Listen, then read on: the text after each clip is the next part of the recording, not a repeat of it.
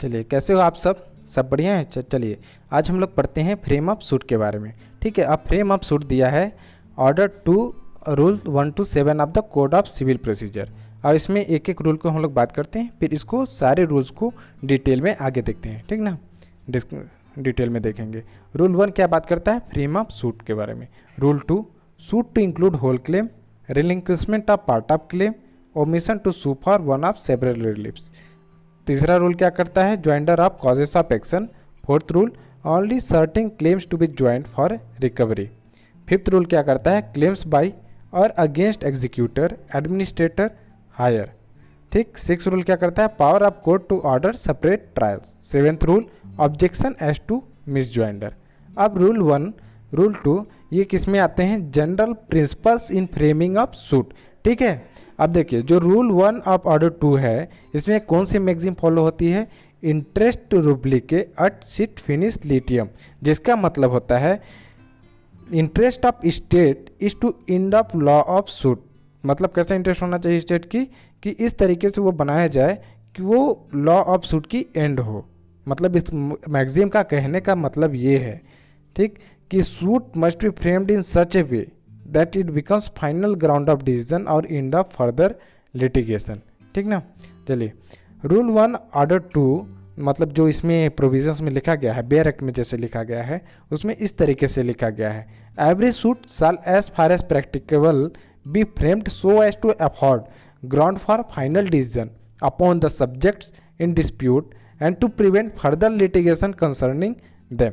ठीक ना, ये वैसे ही है जैसे आपका मैगजीम करा था, उस तरीके से लिखा गया है कि देखिए जो सूट है उसको किस तरीके से फ्रेम करना चाहिए कि वो ग्राउंड हो, कैसा ग्राउंड हो? ग्राउंड फॉर फाइनल डिसीजन बने। मतलब जिस भी सब्जेक्ट इन डिस्प्यूट पे सूट फाइल किया जा रहा है उससे रिलेटेड ऐसे इस तरीके से फ्रेम किया जाए उसको कि फाइनल डिसीजन दिया जा सके और फर्दर लिटिगेशन से उसको प्रिवेंट किया जा सके। ठीक ना। फर्दर देखिए रूल 2 ऑर्डर 2 क्या बात करता है? ये है, इसमें 3 पॉइंट बताए गए हैं। ठीक, पहला पॉइंट है suit to include the whole claim.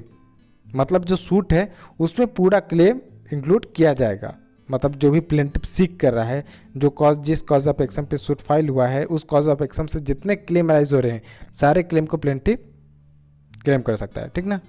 अब इसमें जैसे क्या है कि प्लेंटिफ क्या कर सकता है? कुछ पोर्शन ऑफ क्लेम को रिलिंक्विश कर सकता है ताकि कोर्ट के जुरिडिक्शन में केस आ जाए। ठीक ना। अब दूसरा point, relinquishment of part of claim. इसका मतलब ये है कि अगर प्लेंटिफ इंटेंशनली ओमिट करता है या फिर रिलिंक्विश करता है किसी भी पार्ट ऑफ क्लेम को, यानी part of his claim, further उसी क्लेम को सू नहीं कर सकता। Afterwards he can not sue for that part of claim, जिस पार्ट ऑफ क्लेम को वो ओमिट या रिलिंक्विश कर चुका है। ठीक। थर्ड पॉइंट है omission to sue for one of several reliefs. मतलब जो कॉज ऑफ एक्शन है उससे कई सारे रिलीफ अराइज हो रहे हैं, तो प्लेंटिफ चाहे जो पर्सन क्लेम कर रहा चाहे तो एक क्लेम को या फिर एक से ज़्यादा क्लेम को या फिर जितने भी रिलीफ्स अराइज हो रहे हैं सारे रिलीफ को वो क्लेम कर सकता है। ठीक। जो रिलीफ वो क्लेम नहीं कर रहा है उसको वो फर्दर क्लेम नहीं कर सकता, लेकिन जैसे कैनॉट बी फर्दर क्लेम। लेकिन क्या है कि अगर लीव ऑफ कोर्ट है, ठीक ना, लीव ऑफ कोर्ट मतलब कोर्ट ने ग्रांट कर दिया है कि जिस पार्ट ऑफ क्लेम को वो रिलीफ को क्लेम नहीं कर रहा है, मतलब जिस पार्ट ऑफ रिलीफ को क्लेम नहीं कर रहा है फर्दर उसको रिलीफ कर सकता है, ये कोर्ट ने ग्रांट कर दिया है। ठीक, तो उस केस में उस पार्ट के लिए वो क्लेम कर सकता है, अदरवाइज नहीं। मतलब when there is leave of court to omit और relinquish claim then he can claim it. अब देखिए, अब joinder of causes of action. Joinder of causes of action मतलब जैसे एक कॉज ऑफ एक्शन पे हम लोग देख लिया, 2 प्रिंसिपल्स हम लोग देख लिए, फ्रेम ऑफ सूट में देख लिया, और कैसे पार्ट ऑफ क्लेम को रिलिंक्विश कर रहे हैं, रिलीफ कैसे क्लेम कर रहे हैं। अब इसमें यह है कि कॉजेस ऑफ एक्शन को एक सूट में ज्वाइन करना। ठीक। अब जैसे इसमें रूल 3 ऑर्डर 2 क्या बोल रहा है कि जितने सेवरल कॉजेस ऑफ एक्शन में unite in same suit by plaintiff against the same defendant और डिफेंडेंट ज्वाइंटली। ठीक ना।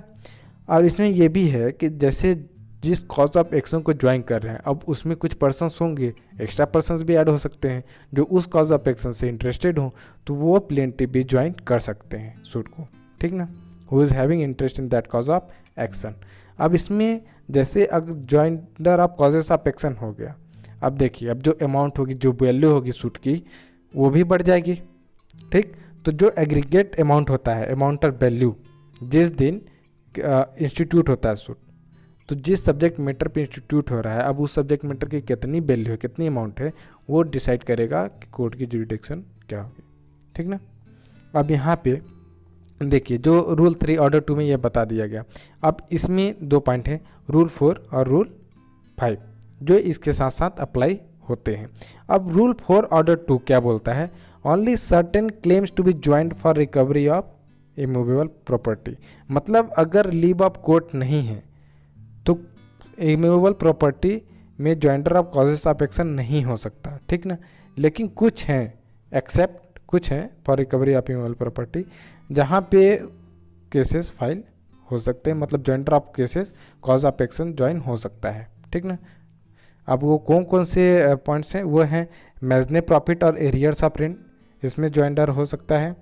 Breach of contract, relief short from same cause of action, ये बिना लीव ऑफ कोर्ट के ज्वाइन किया जा सकता है अगर ये कॉज ऑफ एक्शन है तो।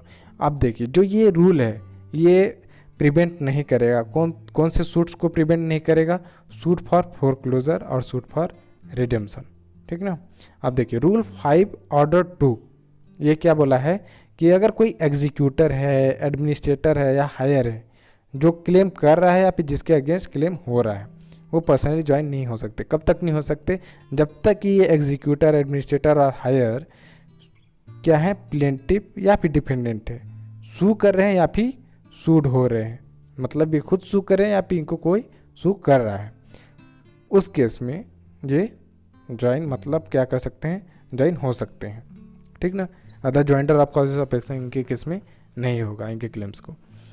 दूसरा पॉइंट यहाँ पे एक चीज़ लिखा है कि in respect to state mention in preceding rule, preceding rule में क्या दिया गया था, इमूवेबल प्रॉपर्टी के बारे में दिया गया था कि कौन से बिना लीव ऑफ कोर्ट के ज्वाइन हो सकते हैं, उनको देखते हुए यहाँ पे ये बताया गया है। दूसरा पॉइंट ये है कि जो एग्जीक्यूटर, एडमिनिस्ट्रेटर और हायर है, अगर वो इंटाइटल है या फिर लाइबल है jointly with the disease person home they represent, मतलब जिसको रिप्रेजेंट करते हैं उनके साथ ज्वाइंटली इंटाइटल है या फिर लाइबल है, तो फिर हो सकता है ज्वाइंटर ऑफ कॉजेस ऑफ एक्शन, ठीक ना। अब देखिए अब पावर ऑफ कोर्ट क्या है, power of court to order separate trials, rule 6 order 2, ये किस लिए दिया गया है। देखिए जैसे अब कॉजेस ऑफ एक्शन यूनाइट हो रहा है तो ज़रूरी तो नहीं है कि मतलब केस एकदम फ्लुएंट चले। अगर केसेस में ट्रायल में कुछ प्रॉब्लम आ रहा है, ठीक है, ट्रायल के दौरान, तो उस केसेस में अगर कोर्ट क्या करता है, अगर वो फाइंड करता है या अपीयर्स टू द कोर्ट कि जो ये ज्वाइंटर ऑफ कॉजेस ऑफ एक्शन है, अगर इसको एक सूट में ज्वाइन कर दिया जाए तो इम्ब्रेस कर सकता है ट्रायल को, डिले कर सकता है ट्रायल को, या फिर इनकन्वीनियंट कर देगा। उस केसेस में क्या होगा कि ज्वाइंटर ऑफ कॉजेस ऑफ एक्शन नहीं होगा एक सूट में, कोर्ट इसके लिए सेपरेट ट्रायल ऑर्डर कर देगी, ठीक ना। अब देखिए लास्ट पॉइंट है इसका, last rule, objection as to misjoinder, ठीक ना। All objections of misjoinder of causes of action taken at the earliest possible opportunity, ठीक ना, अर्लीस्ट पॉसिबल अपॉर्चुनिटी। और जो भी ऑब्जेक्शन नहीं लिया गया है कोर्ट के द्वारा, ठीक ना, वो क्या समझा जाएगा, डीम टू बी वेब्ड। तो ये होता है आपका फ्रेम ऑफ सूट के बारे में, ठीक ना। अब इससे रिलेटेड जितना आपको डॉक्यूमेंट्स चाहिए या फिर पीडीएफ्स वगैरह चाहिए तो आप डिस्क्रिप्शन में कमेंट बॉक्स में बोल सकते हैं, और डिस्क्रिप्शन में जाके ये जितने भी पॉइंट्स हैं सारे वेबसाइट पे लिखे गए हैं, आप डिस्क्रिप्शन में जाके इसके लिंक को क्लिक करें और वहाँ पे चले जाएं, विजिट कर सकते हैं। उससे आपको ज़्यादा अच्छे से समझ में आएगा, क्योंकि आपको नोट्स भी मिल जाएगा इससे रिलेटेड। और अगर आपको इंस्टाग्राम, फेसबुक वगैरह पे अगर आपको कनेक्ट होना है हमारे साथ तो आप कनेक्ट हो सकते हैं, उसका भी लिंक डिस्क्रिप्शन बॉक्स में दिया गया है, या फिर इससे रिलेटेड जो भी बुक्स परचेस करना है उसका लिंक्स भी दिया गया है, ठीक ना। Thank you for watching my video, हम लोग मिलते हैं नेक्स्ट लेक्चर में।